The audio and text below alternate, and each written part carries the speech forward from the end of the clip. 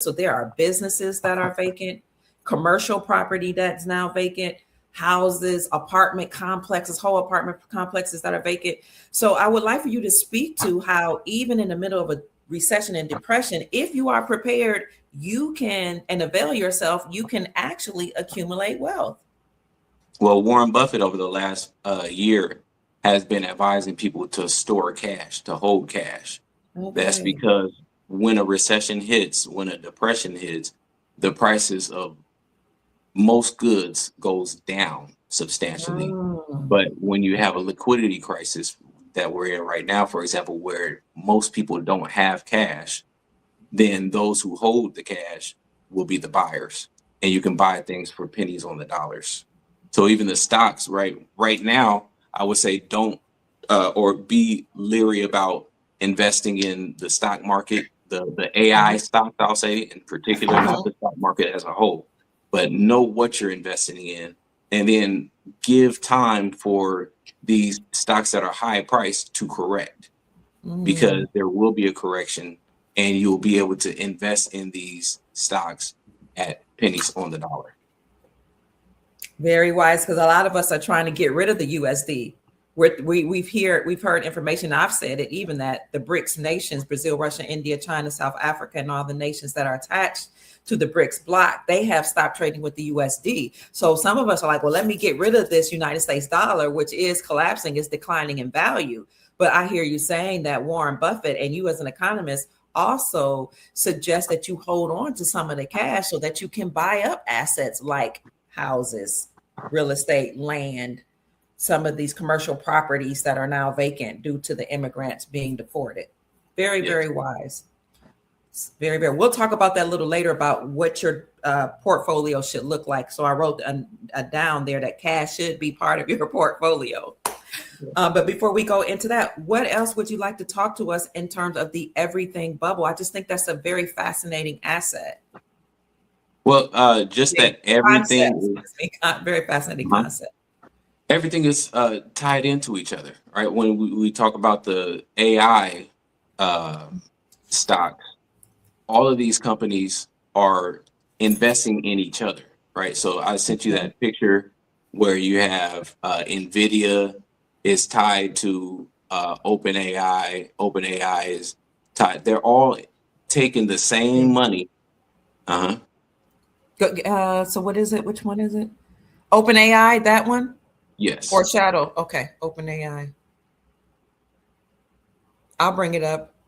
Family, if you are enjoying this conversation, we have Dex Lattimore, who is an economist, and you have a degree in international business. Is that right as Yes. well? Yes. A Okay. concentration in international business. A concentration in international business. This is who we have on our show. If you're interested, he is working on a book. If you're interested in supporting his work, you can send a donation to $Dex Lattimore, and we'll show you where you can find his work. So I'm going to bring this up for you, Mr. Lattimore, here. This is the right one, the right image?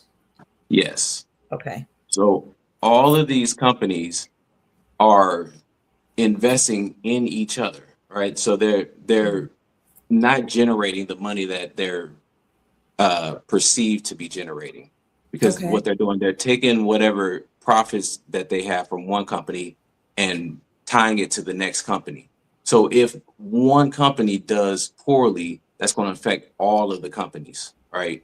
I see. Then you have, if every company is expecting for AI to boost their productivity and it doesn't happen, then again, that's attached. Those companies are attached to the AI, along with the stocks being attached, the general stock market being attached to AI, right?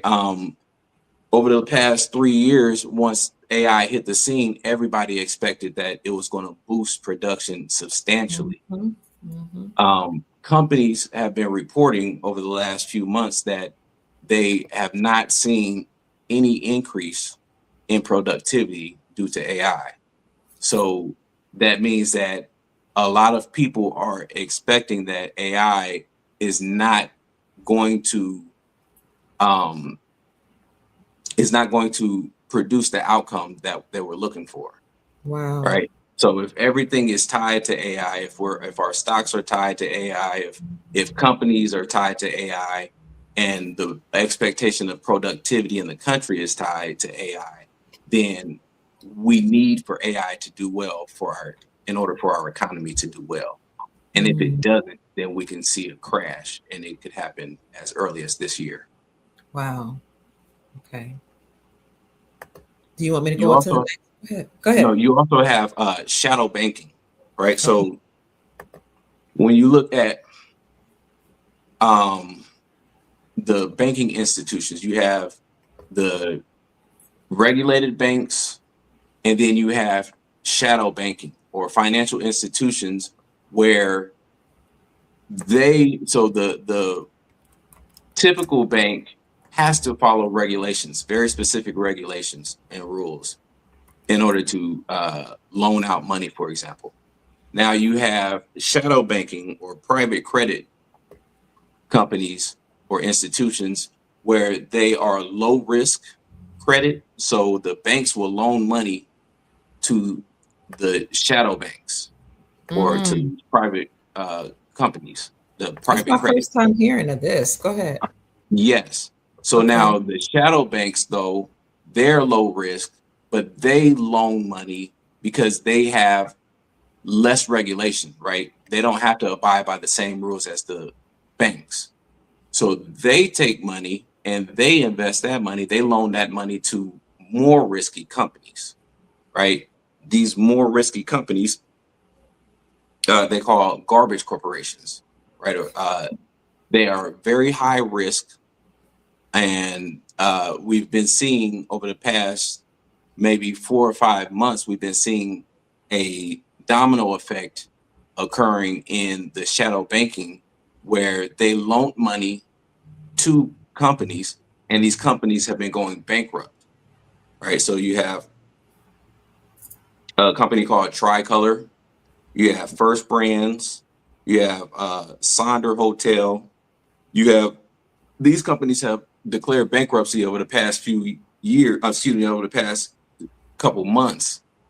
And that's an indication uh, in the financial markets that there is a lot of turbulence in the finance industry. Now, much of these companies, these private credit companies, are financing the AI revolution. Right? So they've been pouring a lot of money into AI and have not been seeing any results, as well as they've been practicing unsound financial practices. Right? For example, what First Brands did, they went to a company and got a loan, right, with collateral. They said they have $40 million in collateral, for example. Well, they didn't just go to one financial institution. They went to a plethora of financial institutions and pledged the same collateral. So now what happens if you have 10 institutions that are expecting that if you default, they can come and collect your collateral? If they're all expecting to collect the same collateral, they obviously cannot. So you then had First Brand declaring bankruptcy because they could not pay their debts. Right. So all of the banking and all of the AI is connected to each other. And it's, again, a lot of money being pumped into the markets, into the financial institutions, and the bill is coming due. And nobody has the money to pay these bills. And what happens if they don't have the money to pay the bills? They go bankrupt. Okay. So again, a lot of these companies have gone bankrupt. Apollo is another company that is a private credit lender. One of the companies that they lend money to just reported that they lost $140 million just a few days ago. So again, these companies are really taking it on the chin because they're not able to receive the money that they lent out. Which means they're going to continue to lay people off. Yes. And we're going to very possibly see the correction in the stock markets, where we see a crash in the stocks. Kind of like kind of like what? The dot-com bubble. And I was going to ask you that leads me to my next question. What does it look like when the stock market collapses? Well, the prices go down substantially, right? Okay. We see 40-50% decrease in the prices in a matter of a few days, few weeks, or a few months. And then it takes years for the stock market to catch back up to where they were when they hit their highs. What happened during the dot-com bubble? During the dot-com bubble, every company attached .com to their company because everybody was expecting that the internet was just going to, take over the world and change things and make things so much more productive, which it did overall, do well for the world. But all of the companies, just because they added .com didn't mean that they were a productive company.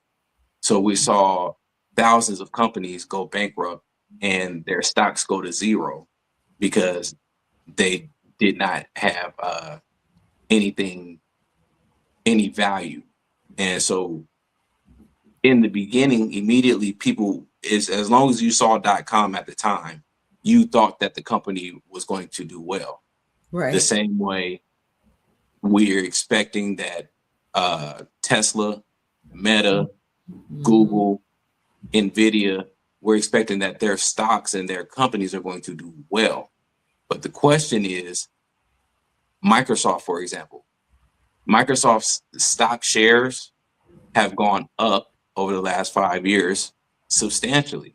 But can we say that Microsoft software is any more productive than it was 5 years ago? No, I don't think so. Generally not. Okay. Right. So even Google or Meta, Facebook, is not actually increased in productivity. It's not increased our standard of living. Right. So at some point, people are going to revalue the companies, and they're going to also pull their money out of these stocks and invest it into something else. Mm-hmm. Now, this is the reason why we're seeing the skyrocketing in the gold and silver industries and the precious metals, because people are fleeing the stock market because right now it's very turbulent, very questionable as to what the future holds for these stocks and the bonds. And when you talk about the bonds, countries are fleeing the dollar, right? They're selling off their treasury bonds. And so you talk about investors in the country, but you also talk about foreign investors, and then you also talk about foreign governments. They're all fleeing the dollar and going into the precious metals.